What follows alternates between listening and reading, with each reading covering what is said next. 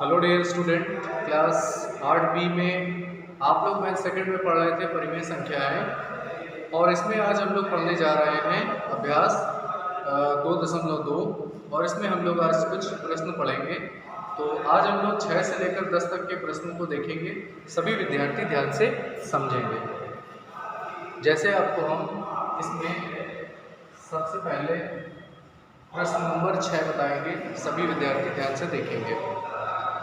इसमें बोला जा रहा प्रश्न में 3 लगातार पूर्णांकों का योग 51 है, पूर्णांक ज्ञात कीजिए। 3 लगातार पूर्णांकों का योग 51 है और पूर्णांक ज्ञात कीजिए। देखिए स्टूडेंट, लगातार पूर्णांक कैसे आते हैं? जैसे अगर आपके पास एक पूर्णांक 4 है तो उसका अगला होगा 5, उसका अगला होगा 6। इसका मतलब ये हुआ कि लगातार जो पूर्णांक होते हैं उसमें केवल 1 1 1 का अंतर होता है, यानी लगातार संख्याओं में केवल 1 1 का अंतर होता है। यानी हमें यहाँ पर 3 पूर्णांक मानने हैं, तो आपको लगातार 3 पूर्णांक मानने पड़ेंगे। तो देखिए कैसे मानेंगे।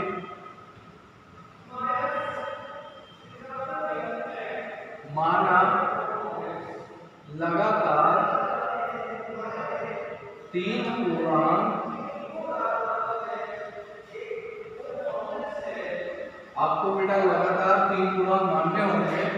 तो पहला पूर्णांक x है, दूसरा x+1 है और तीसरा आपको मानना होगा x+3। देखिए लगातार पूर्णांक कैसे माना जाता है। पहला x मानेंगे, फिर उससे 1 ज़्यादा यानी x+2, x+1, उसके बाद अगला है x+2।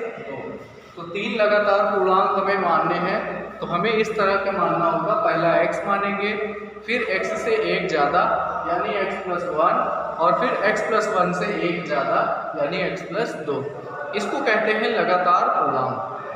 अब आप लोग प्रश्न को ध्यान से समझिए। प्रश्नानुसार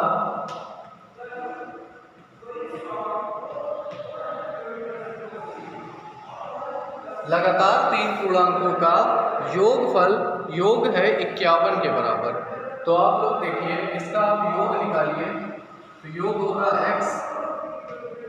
x+1 और x+2। जब आप इसका योग निकालेंगे तो आप इसको 51 के बराबर करेंगे। यहाँ से देखिए x और x को जब आप जोड़ेंगे तो ये 3x होगा। यहाँ पर 1 और 2 को जोड़ेंगे तो ये भी 3 हो जाएगा, और आपको बराबर में 51 दिख रहा है। अब आप 3 का पक्षांतर कर दीजिए। 3x बराबर 51 - 3। 51 में आप 3 को घटा दीजिए तो आपको यहाँ से मिल जाएगा 48, अर्थात 3x का मान आ जाएगा 48 के बराबर। तो आपको x का मान निकालना होगा। तो 48 में आपको 3 से भाग कर देना होगा। जब आप 48 में 3 से भाग करेंगे तो आपके पास आएगा 16। तो इससे आपको मालूम चलता है कि x का मान क्या आ गया, 16। तो आपने x को पहला पूर्णांक माना था, तो पहला पूर्णांक हो गया 16, दूसरा हो गया x+1 यानी 17, तीसरा हो गया x+2 यानी 18। तो आप लोगों को यहाँ पर x का मान मिल गया है आपका 3 पूर्णांक। पहला x था तो आप यहाँ पर पहला 16 लिखेंगे, अगला है x+1 यानी 16+1 लिखेंगे, उसका अगला है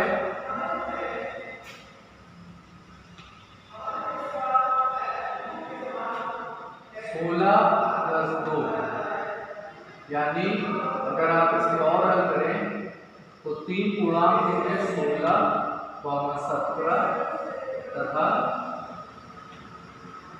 18। 16, 17 और 18 ऐसे हमारे पास 3 पूर्णांक होंगे जिनका योगफल 51 के बराबर होता है। तो ये हमारा सवाल था, आपको इस तरह से इसको सॉल्व करना होगा। आइए हम लोग अगला प्रश्न देखें। देखिए स्टूडेंट, अब हम लोग 6 नंबर के बाद 8 नंबर देखेंगे। देखिए 7 नंबर जो सवाल है उसको हम आपको थोड़ा सा हिंट दे देते हैं। इसमें लिखा है 8 के 3 लगातार गुणजों का योग 888 है। देखिए 8 के 3 लगातार गुणज अगर आपको माननी है तो सबसे पहले आप x मान लीजिए, ये 8 का पहला गुणज होगा। उसके बाद अगला 8 का गुणज होता है x प्लस 8, ये आप x का दूसरा गुणज मान लीजिए। और तीसरा होगा x प्लस 16। यानी आप यहाँ पर अगर 8 का गुणज लेंगे तो आपको पहला x, फिर दूसरा उसमें 8 जोड़ दीजिए, x प्लस 8 हो गया, और तीसरा x प्लस 16। ये होंगे 8 के 3 लगातार गुणज, और इनका योगफल सवाल में कहा है योग 888 है। तो आप इन सब को जोड़कर 888 के बराबर कर देंगे और फिर आप इसको हल करके x का मान निकाल लेंगे। तो इस प्रश्न को आपको अपने आप से करना होगा। अब हम लोग देखते हैं प्रश्न नंबर 8। तो सभी विद्यार्थी प्रश्न नंबर 8 देखेंगे ध्यान से। 3 लगातार पूर्णांक बढ़ते हुए क्रम में लेकर उनमें क्रमशः 2, 3 और 4 से गुणा करके योग करने पर योगफल 74 प्राप्त होता है। तीनों पूर्णांक बताइए। सवाल देखिए इजी है, आप लोग समझने की कोशिश करिए। 3 लगातार पूर्णांक बढ़ते क्रम में लेकर उन्हें 2, 3 और 4 से गुणा कर दीजिए और फिर उनका योगफल ज्ञात कीजिए। तो सबसे पहला प्रश्न यहाँ ये है कि 3 लगातार पूर्णांक हमें मानने पड़ेंगे। तो आइए हम लोग माना बढ़ते क्रम में, माना बढ़ते क्रम में 3 लगातार पूर्णांक, 3 लगातार पूर्णांक x प्लस 1 व x प्लस 2 है। देखिए लगातार पूर्णांक जैसे आपने अभी इस पहले वाले प्रश्न में माना था वैसे ही इसमें भी मानना होगा। अब आपसे ये कहा गया कि लगातार बढ़ते हुए क्रम में लेकर इन्हें 2 से, 3 से और 4 से गुणा करके योग करने पर 74 प्राप्त होता है। अब देखिए 2 से, 3 से और 4 से गुणा करने का क्या मतलब होता है। पहले पूर्णांक में कहा गया है 2 से गुणा करिए, दूसरे पूर्णांक में 3 से गुणा करिए, चौथे पूर्णांक तीसरे पूर्णांक में 4 से गुणा कीजिए, और फिर कहा गया है इसका योगफल करके 74 के बराबर कीजिए। तो आइए हम लोग प्रश्नानुसार बोली गई बात को यहाँ पर लिखें। तो आप यहाँ पर लिखेंगे प्रश्नानुसार। पहले पूर्णांक में आपसे कहा गया है गुणा करिए 2 से, तो यहाँ हो जाएगा 2x प्लस योग भी करना है। दूसरे वाले में आपको 3 से गुणा करना है यानी 3x प्लस 1 हो जाएगा, और फिर तीसरे वाले में आपको 4 से गुणा करना है और 4x प्लस 2 हो जाएगा। और देखिए इनको हमें योग भी करना है, इनका योगफल बराबर करना है 74 के, इसलिए हम इसको जोड़ते भी जा रहे हैं। और ये आपसे कहा गया है कि इसको आपको 74 के बराबर करना होगा। अब आप इसको आसानी से हल कर लीजिए। 2x यहाँ 3 से गुणा कर दीजिए, 3x प्लस 3 हो जाएगा। यहाँ आप 4 से गुणा करेंगे, 4x प्लस 8 हो जाएगा, बराबर में आपके पास 74 आ जाएगा। देखिए 2x, 3x और 4x को आपस में जोड़ देंगे, 3 और 2 5, 5 और 4 9x आ जाएगा आपके पास। यहाँ से यहाँ पर 3 और 8 को जोड़ दीजिए, 11 होगा, बराबर में आपके पास 74 आ जाएगा। अब आप 11 का बराबर की तरफ पक्षांतर कर देंगे उस साइड, 9x बराबर 74 माइनस 11। 74 से आप 11 को जरा घटा दीजिए, आपको देखिए यहाँ से क्या मिलेगा, यहाँ से मिलेगा आपको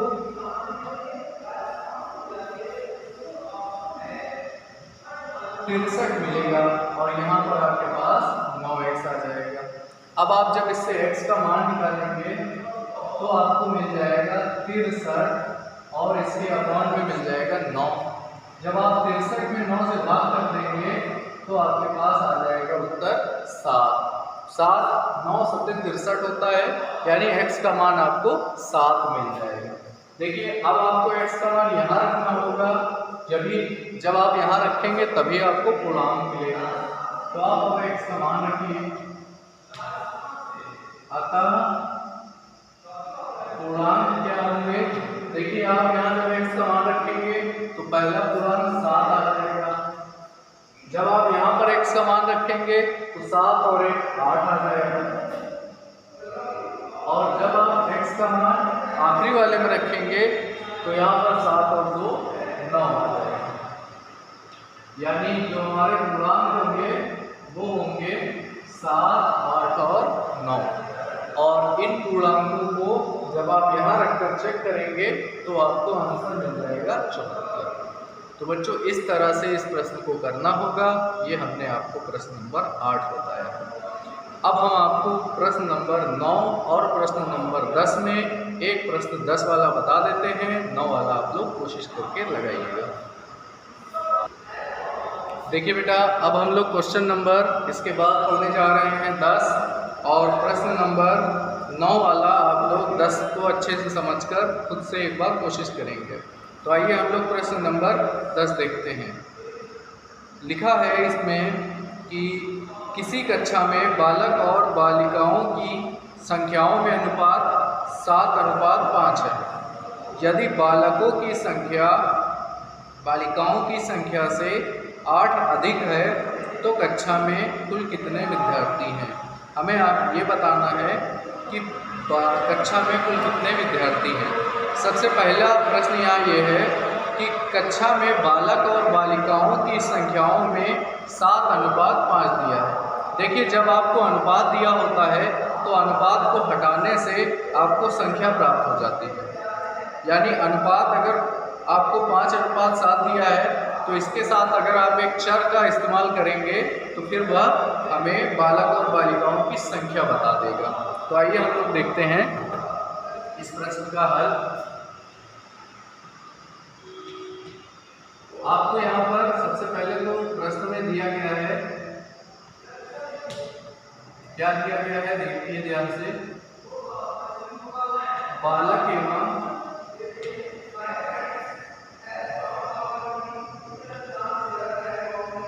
बालिकाओं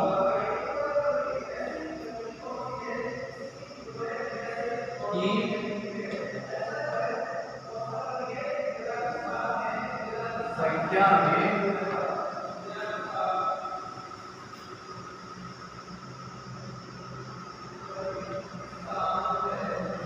अनुपात, बालक एवं बालिकाओं की संख्या में आपको अनुपात कितना दिया गया है, 7:5। देखिए इसका मतलब ये नहीं है कि बालक की संख्या 7 है और बालिकाओं की संख्या 5 है। अनुपात का ये मतलब नहीं होता। अगर आप अनुपात को हटाकर इसके साथ एक चर लगा लें तब ये बालक और बालिकाओं की संख्या को बताता है। तो यहाँ पर नियम ये है। तो आइए हम लोग इसको देखें। माना बालकों की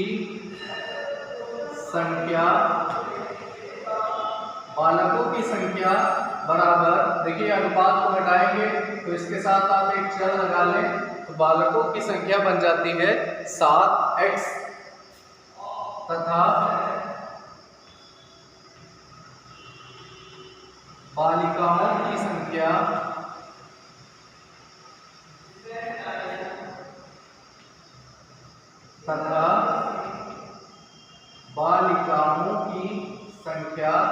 ये बन जाती है 5x। इस वाले को भी आप x के साथ लिख दें तो ये बन जाएगी 5x। अब हमारे पास बालक हो गए हैं 7x और बालिकाएं हैं यहाँ पर 5x। तो बालक और बालिकाओं की संख्या अब यहाँ पर मिल गई है। अब आप यहाँ पर लिखेंगे प्रश्नानुसार इस सवाल में ये कहा गया है कि बालक की संख्या बालिकाओं की संख्या से 8 अधिक है। बालकों की संख्या बालिकाओं की संख्या से 8 अधिक है। यानी सवाल में ये कहा है बालकों की संख्या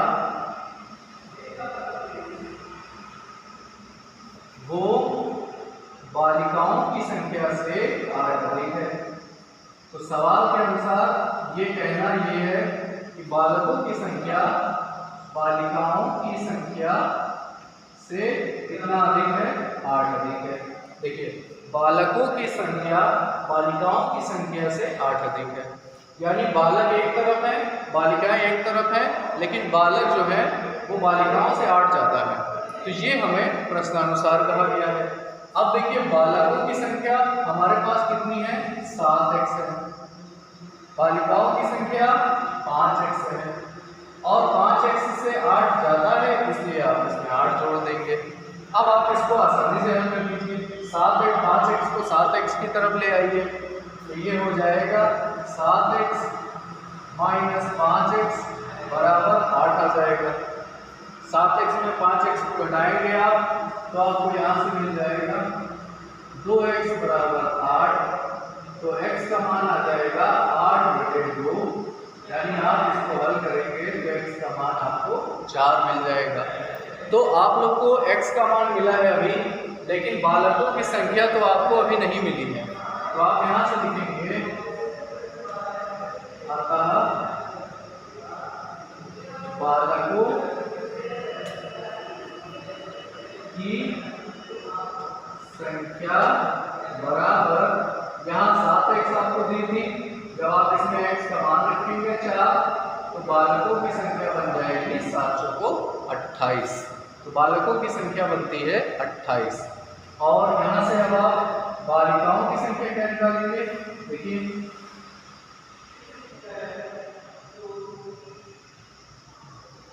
बालिकाओं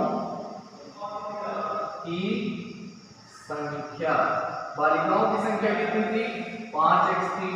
जब आप x का मान रख देंगे तो ये हो जाएगा 5 × 4। इसको हल कर देंगे तो आपको 20 मिल जाएगा। यानी बालक हैं 28 और बालिकाएं हैं 20। देखिए, प्रश्नानुसार बात भी सही है। बालिकाओं की संख्या बालकों की संख्या बालिकाओं की संख्या से 8 ज़्यादा है। तो देखिए, ये 20 है और ये 28 है।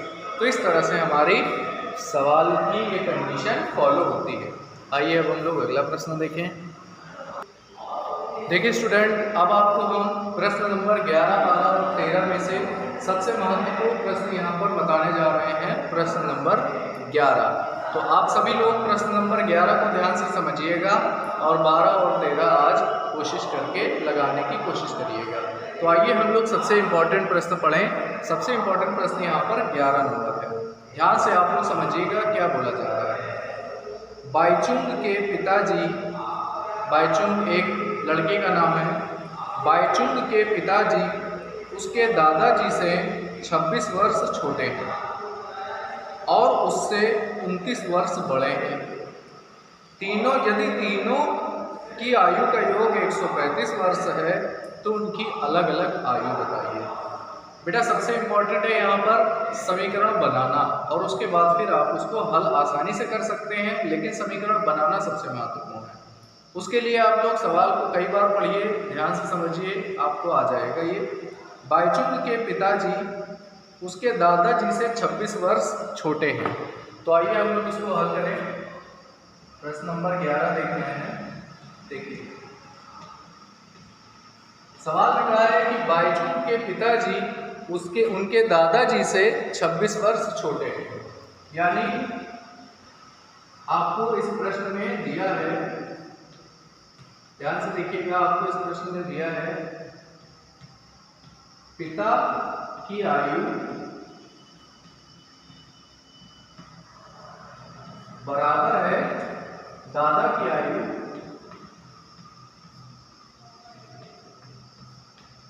पिता की आयु बराबर है दादा की आयु -26। पिताजी दादाजी की आयु से 26 वर्ष छोटे हैं। तो इसका मतलब ये हुआ पिता की आयु जो दादा की आयु होगी उससे 26 वर्ष छोटे हैं, यानी कि माइनस कर देंगे कम।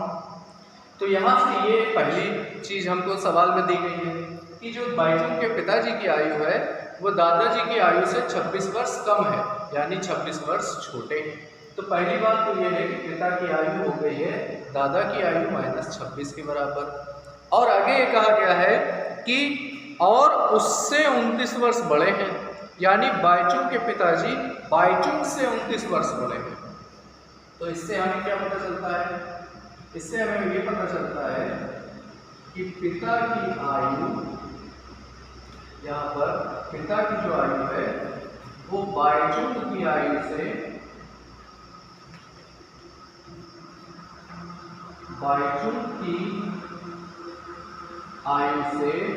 सवाल में कहा है कि 26 वर्ष बड़े हैं, इसलिए हम लोग यहाँ पर क्या लगा देंगे 29 वर्ष बड़े हैं बोला गया है प्रश्न में, यानी हम यहाँ पर क्या लिखेंगे +29 वर्ष लिखेंगे। अब आप लोगों को ये दूसरी कंडीशन दे दी गई है। अब आपसे ये कहा गया है कि यदि उन तीनों की आयु का योग 135 वर्ष है, तीनों की आयु का योग 135 वर्ष हो तो आपको उनकी अलग अलग आयु बतानी होगी। यानी तीनों की आयु आपको कहा गया है कि 135 वर्ष के बराबर है। तो आप लोग देखिए ध्यान से, अगर आप इस प्रश्न से दो चीज़ें देखें। यहाँ पर अगर आप दादा की आयु निकालेंगे, आप यहाँ पर पहले एक लाइन यहाँ पे बढ़ा लें। देखिए अगर आप यहाँ दादा की आयु निकालेंगे तो ये आएगी पिता की आयु, और वो जो माइनस है वो इधर आकर प्लस हो जाएगा और इस तरफ आ जाएगा दादा की आयु, यहाँ से ये आ जाएगी, ये चीज हमें यहाँ से मिल जाएगी। इसको आप समीकरण नंबर 1 मान लीजिए। और फिर दूसरी कंडीशन में ये कहा गया था कि पिता की आयु जो है वो बाइचुंग से 29 वर्ष बढ़ेगी, यानी +29 था। अब आप इसको यहाँ ले आइएगा तो आप यहाँ से देखेंगे कि पिता की आयु -29 वर्ष बराबर हो जाएगी किसके? बाइचुंग की आयु की। तो देखिए हमारे पास यहाँ से दो कंडीशनें आ गई हैं। पहली कंडीशन, दादा की आयु पिता की आयु से 26 वर्ष ज़्यादा है, बाइचुंग की आयु पिता की आयु से 29 वर्ष कम है। ये दो कंडीशनें आ गई हैं। अब आप सवाल में लिखेंगे प्रश्नानुसार। देखिए प्रश्न के अनुसार क्या क्या इस पर किसकी आयु को जोड़ना है। यहाँ पर आपको बाइचुंग की आयु लेनी होगी प्लस फिर आपको क्या करना है, पिता की आयु लेनी है और फिर प्लस आपको यहाँ पर दादा की आयु लेनी होगी। और तीनों का योगफल किसके बराबर सवाल में दिया गया है? तीनों का जो योगफल है वो आपको कहा गया है 135 के बराबर है। तो आप लोग देखिए यहाँ पर, अब बाइचुंग की आयु यहाँ से किसके बराबर है? पिता की आयु -29 के बराबर प्लस पिता की आयु को हम लोग यहाँ पर ऐसे रखेंगे प्लस दादा की आयु आप देखिए यहाँ से किसके बराबर है? पिता की आयु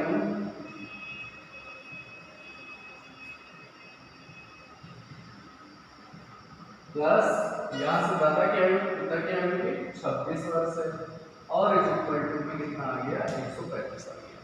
अब बेटा आप लोग इसको ध्यान से देखिए, यहाँ भी पिता की आयु है, यहाँ भी पिता की आयु है, यहाँ भी पिता की आयु है। तो पिता की आयु यहाँ पर देखिए 3 बार आया है, तो इसलिए हम इसको लिख सकते हैं 3 × पिता की आयु, देखिए ये 3 बार हो चुका, तो 3 इंटू पिता की आयु लिख लीजिए।